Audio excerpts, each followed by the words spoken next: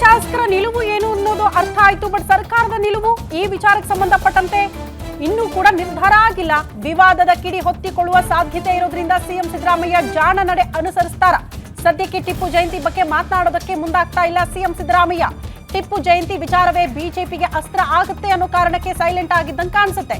ಬಿಜೆಪಿಯ ಕೆಂಗಣ್ಣಿಗೆ ಗುರಿಯಾಗುವುದು ಬೇಡ, ಈಗ ಸುಮ್ಮನಿರಿ ಅಂತ ಸಿಎಂ ಹೇಳಿದ್ದಾರಂತೆ. ಶಾಸಕರು ಸಚಿವರಿಗೆ ಸೂಚನೆ ಕೊಟ್ಟಿದ್ದಾರೆ ಸಿಎಂ ಸಿದ್ದರಾಮಯ್ಯ. ಹೀಗಾಗಿ ಅಧಿಕೃತವಾಗಿ ಟಿಪ್ಪು ಜಯಂತಿ ಬಗ್ಗೆ ಸಿಎಂ ಸಿದ್ದರಾಮಯ್ಯನವರು ಇಲ್ಲೂ ತನಕ ಮಾತಾಡಿಲ್ಲ, ಸೈಲೆಂಟ್ ಆಗಿದ್ದಾರೆ. ಅಲ್ಟಿಮೇಟ್ ಶಾಸಕರು ಸಚಿವರು ಏನೇ ಹೇಳಿ ಸಿಎಂ ಸಿದ್ದರಾಮಯ್ಯನವರು ಅಂದ್ರೆ ಇನ್ಫ್ಯಾಕ್ಟ್ ಸರ್ಕಾರ ಏನ್ ನಿರ್ಧಾರ ತೆಗೆದುಕೊಳ್ಳುತ್ತೆ ಅನ್ನೋದೇ ಫೈನಲ್ ಆಗಿ ನಿಂತ್ಕೊಳ್ಳುತ್ತೆ. ಟಿಪ್ಪು ಜಯಂತಿ ಅನ್ನೋದನ್ನ ಆಚರಣೆ ಮಾಡ್ತೀವಿ ಅಂತ ಮುಂದೆ ಬಂದ್ರೆ ಒನ್ಸ್ ಅಗೇನ್ ಮತ್ತೆ ವಿವಾದಗಳು, ಮತ್ತೆ ಬಿಜೆಪಿ ಕೈಗೆ ಅಸ್ತ್ರ ಬೇಕಾ ಇದೆಲ್ಲ ಅನ್ನುವಂತ ಜಾಣ ನಡೆಯನ್ನ ಸಿದ್ದರಾಮಯ್ಯನವರು ಅನುಸರಿಸುತ್ತಿದ್ದಾರೆ. ಈ ಕ್ಷಣಕ್ಕೆ ಗೊತ್ತಿಲ್ಲ ಮುಂದಿನ ದಿನಗಳಲ್ಲಿ ಹೆಂಗೆ ನಿರ್ಧಾರವನ್ನ ತೆಗೆದುಕೊಳ್ತಾರೆ ಅಂತ. ಇದ್ರ ಬಗ್ಗೆ ಚರ್ಚೆ ಮಾಡೋಣ. ನಮ್ಮ ಜೊತೆಗೆ ಅತಿಥಿಗಳಿದ್ದಾರೆ. ಮುಸ್ಲಿಂ ಮುಖಂಡರು ಆದಂತಹ ಸಾದಿಕ್ ಪಾಷಾ ಅವರಿದ್ದಾರೆ. ಸರ್ ನಮಸ್ತೆ, ಕಾರ್ಯಕ್ರಮಕ್ಕೆ ಆತ್ಮೀಯ ಸ್ವಾಗತ. ಸುಂದರೇಶ್ ನಗರಲ್ ಅವರಿದ್ದಾರೆ. ಶ್ರೀರಾಮ ಸೇನೆ ಮುಖಂಡರು. ಸರ್ ನಮಸ್ತೆ, ಕಾರ್ಯಕ್ರಮಕ್ಕೆ ಆತ್ಮೀಯ ಸ್ವಾಗತ. ನಾಗೇಂದ್ರ ಜೆಡಿಎಸ್ ವಕ್ತಾರರು. ಸರ್ ನಮಸ್ತೆ, ಕಾರ್ಯಕ್ರಮಕ್ಕೆ ಆತ್ಮೀಯ ಸ್ವಾಗತ. ಮೊದಲನೇದಾಗಿ ಸಾದಿಕ್ ಪಾಷಾ ಅವರಿಂದ ಪ್ರಾರಂಭ ಮಾಡ್ಬಿಡ್ತೀನಿ. ಟಿಪ್ಪು ಜಯಂತಿ ಆಚರಣೆಯಲ್ಲಿತ್ತು, ಬಿಜೆಪಿ ಅವಧಿಯಲ್ಲಿ ಬೇಡ ಆಚರಣೆ ಇಲ್ಲ ಅನ್ನುವಂತ ಆದೇಶ ಬಂತು. ಮತ್ತೆ ಈಗ ಕಾಂಗ್ರೆಸ್ ಅಧಿಕಾರದಲ್ಲಿರೋದ್ರಿಂದ ಟಿಪ್ಪು ಜಯಂತಿ ಆಗಬೇಕು ರಾಜ್ಯದಾದ್ಯಂತ ಅನ್ನುವಂತ ಬೇಡಿಕೆ. ಮುಸಲ್ಮಾನರು ಅದನ್ನ ಸ್ವಾಗತ ಮಾಡ್ಕೊಳ್ತೀರಾ? ನಿಮ್ಮ ನಿಲುವು ಏನು ಈ ವಿಚಾರಕ್ಕೆ ಸಂಬಂಧಪಟ್ಟಂತೆ? ಮೇಡಮ್ ನೋಡಿ, ಫಸ್ಟು ನಮ್ಮ ಇಸ್ಲಾಂ ಧರ್ಮದಲ್ಲಿ ಜಯಂತಿ ಇಲ್ಲ, ಬರ್ಡೇ ನಾವು ಮಾಡಲ್ಲ. ಅಂದರೆ ಟಿಪ್ಪು ಸುಲ್ತಾನ್ ರಹಮತುಲ್ಲಾ ಅವರು ಬೇರೆ ನಮಗೋಸ್ಕರ ಅಲ್ಲ, ಇಡೀ ಕರ್ನಾಟಕಕ್ಕೋಸ್ಕರ ಅವರು ಒಂದು ರಾಜ ಇದ್ದರು. ಅದಕ್ಕೆ ಎಲ್ಲರೂ ಬರ್ಡೇ ಮಾಡ್ತಾರೆ, ಜಯಂತಿ ಮಾಡ್ತಾರೆ.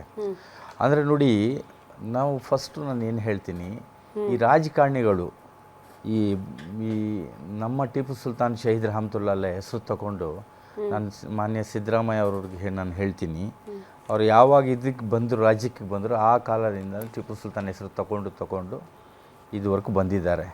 ಈಗ ವಿಧಾನಸೌಧದಲ್ಲಿ ಒಂದು ಸಾಲ ಏನು ಟಿಪ್ಪು ಜಯಂತಿ ಮಾಡೋಣ ಅಂತ ಎಲ್ಲ ಜನಕ್ಕೆ ಕರೆದು ವಿಧಾನಸೌಧ ತುಂಬಿಟ್ರು ಮುಸಲ್ಮಾನರಿಗೆ ಒಂದು ಆಸೆ ತೋರಿಸಿ.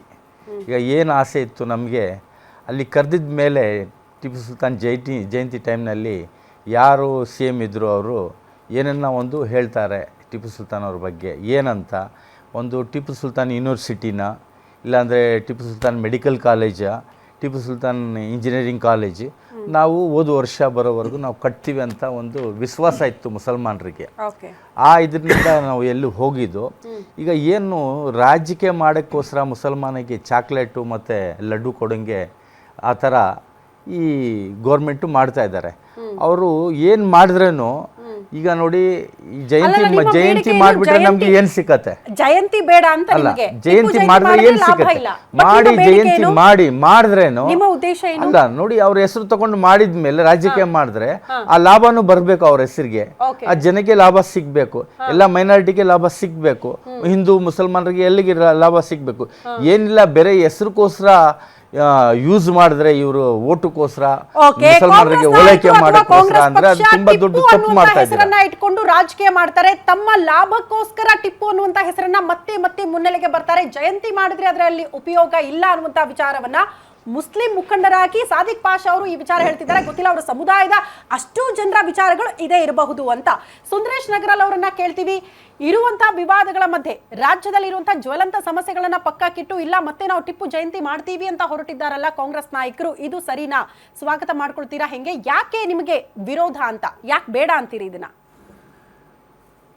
ಒಬ್ಬ ಭಯೋತ್ಪಾದಕನನ್ನ, ಒಬ್ಬ ಮದಾಂತನನ್ನ, ಒಬ್ಬ ಕ್ರೂರಿಯನ್ನ ಜಯಂತಿಯನ್ನು ಮಾಡಲಿಕ್ಕೆ ಹೊರಟಿದ್ದಾರೆ. ಈಗ ಹೇಳ್ತಾರೆ ಸಾದಿಕ್ ಪಾಷಾ ಅವರು ಒಂದು ಮಾತನ್ನು ಹೇಳಿದರು, ಅದನ್ನು ರಾಜಕೀಯಕ್ಕೆ ತಗೊಂಬರಬಾರ್ದು, ತಗೊಂಬರಿದ್ದು ತಪ್ಪು ಅಂತ. ಆದರೆ ಸಾದಿಕ್ ಪಾಷಾ ಅವ್ರ ಬಾಯಲ್ಲೇ ಬಂತು ಅವರೊಬ್ಬರು ರಾಜ ಅಂತ. ಯಾವ ಸೀಮೆಯ ರಾಜ? ಕರುನಾಡಿನ ರಾಜ. ಅದೇ ಕರುನಾಡಿನ ರಾಜ. ಒಂದು ಉದಾಹರಣೆ ಕೊಡೋದಾದ್ರೆ ಒಂದು 2 ಸೆಕೆಂಡಲ್ಲಿ ನಾನು ಕೊಡ್ತೀನಿ. ಭಾಗಮಂಗಲದ ಮುರುಡೇಶ್ವರ ದೇವಸ್ಥಾನ ಎದುರುಗಡೆ ಒಂದು ಖಡ್ಗವನ್ನು ಬಲಿಯಾಗಿತ್ತುಕೊಂಡು ತುಂಡು ತುಂಡಾಗಿ ಕ್ರೂರವಾಗಿ ದೇವಸ್ಥಾನವನ್ನು ಒಡೆದಂಥವನು ಹೇಗೆ ಅವನು ರಾಜ ಆಗ್ತಾನೆ? ಪುತ್ತೂರಿನ ಗೆಜೆಟ್ ಪ್ರಕಾರ 50 ವರ್ಷದ ಅವಧಿಯಲ್ಲಿ 50ಕ್ಕೂ ಹೆಚ್ಚು ದೇವಾಲಯಗಳನ್ನು ಧ್ವಂಸ ಮಾಡಿದ್ದಾನೆ. ಇವನೇ ಯಾಕೆ, ಯಾವ ಸೀಮೆಯ ರಾಜ ಅವನು? 7,000 ಮಲಬಾರಲ್ಲಿ 7,000 ದೇವಸ್ಥಾನಗಳನ್ನು ಧ್ವಂಸ ಮಾಡಿದ್ದಾನೆ. ದೇಶಕ್ಕಾಗಿ ಹೋರಾಡಿರುವ ಯಾವ- ಸೇನಾನಿಗಳು ಅಂತ ಏನ್ ಹೇಳ್ತೀವಿ, ದೊರೆಗಳು ಅಂತ ಏನ್ ಹೇಳ್ತೀವಿ, ಅವರು ಮಾಡಿದ್ದು ಕೂಡ ಹಿಂದೂ ದೇವಸ್ಥಾನಗಳನ್ನ ಕಟ್ಟಿದ್ದು. ದೇವಸ್ಥಾನಗಳ ಮೇಲೆ ದೇವಸ್ಥಾನಗಳು, ಮಂದಿರಗಳ ನಿರ್ಮಾಣ ಆದಾಗ ಟಿಪ್ಪು ಕೂಡ ಹಿಂದೂ ದೇವಸ್ಥಾನಗಳನ್ನ ಕೆಡವಿ ಮಸೀದಿಗಳನ್ನ ಕಟ್ಟಿದ್ರು ತಮ್ಮವರಿಗೋಸ್ಕರ. ಅದರಲ್ಲಿ ತಪ್ಪೇನು? ಅವ್ರನ್ನ ದೇಶ ಪ್ರೇಮಿಗಳು ಅಂತ ನೀವು ಕರೆಯೋದಾದ್ರೆ, ವೀರ ಸೇನಾನಿಗಳಂತ ಕರೆಯೋದಾದ್ರೆ, ಟಿಪ್ಪು ಅನ್ನ ನಾವ್ ಯಾಕೆ ಕರಿಬಾರ್ದು ಅಂತ ಅವ್ರು ಪ್ರಶ್ನೆ ಮಾಡ್ತಾರೆ. ಟಿಪ್ಪು ಅವರ ಜನಾಂಗದ ಸಂತತಿ, ಅವ್ರ ರಾಜ ಆಗಿದ್ರೆ ಎಲ್ಲರಿಗೂ ಹೋಗ್ಬೇಕಲ್ಲ. ಈಗ ಅವನು ಮಾತ್ರ ಮಸೀದಿ ಕಟ್ಟೋದಕ್ಕೆ ಮಾತ್ರ ರಾಜ ಅದನ್ನ. ಇದು ಭಾರತ ದೇಶ ಅಲ್ವಾ, ಇದೇನು ಇಸ್ಲಾಮಿಕ್ ರಾಜ್ಯನ? ಹಂಗೇನೋ ಮಸೀದಿ ಕಟ್ಟದಾಗ ಪಾಕಿಸ್ತಾನಕ್ಕೆ ಹೋಗಿ ಕಟ್ಟಬೇಕಿತ್ತು, ಇಲ್ಲಿ ಯಾಕೆ ಕಟ್ಟಬೇಕಿತ್ತು? ಅವರು ಅವರ ಧರ್ಮದ ಬಗ್ಗೆ ಕಟ್ಟಲಿ, ಅವ್ರ ಧರ್ಮದ ಬಗ್ಗೆ ನಮಾಜ್ ಮಾಡಲಿ, ಅದ್ರ ಬಗ್ಗೆ ನಮ್ದು ಅಭ್ಯಂತರ ಇಲ್ಲ. ಆದರೆ ಅವನ ರಾಜ ಅಂತ ಬಿಂಬಿಸ್ತಾ ಇದ್ರಲ್ಲ. ಇವತ್ತು ಶ್ರೀರಂಗಪಟ್ಟಣದಲ್ಲಿ ದೀಪಾವಳಿ ಹಬ್ಬ ಆಚರಿಸಲ್ಲ, ಇದೆಲ್ಲ ಕಾಣಲ್ವ ಇವರಿಗೆ? ನರಮೇಧ ಹರಿಸಿರುವಂಥದ್ದು, ರಕ್ತಪಾತಕವನ್ನು ಆ ಒಬ್ಬ ಭಯೋತ್ಪಾದಕನ್ನು ಹೋಗಿ ಬಹಳ ದೊಡ್ಡ ಇತಿಹಾಸ ಪುರುಷ ಅಂತ ಹೇಳಿ ಅವನ ಜಯಂತಿಯನ್ನು ವಿಧಾನಸೌಧದಲ್ಲಿ ಮಾಡ್ಲಿಕ್ಕೆ ಹೊರಟಿದಾರಲ್ಲ, ನಾಚಿಕೆ ಆಗಲ್ವಾ?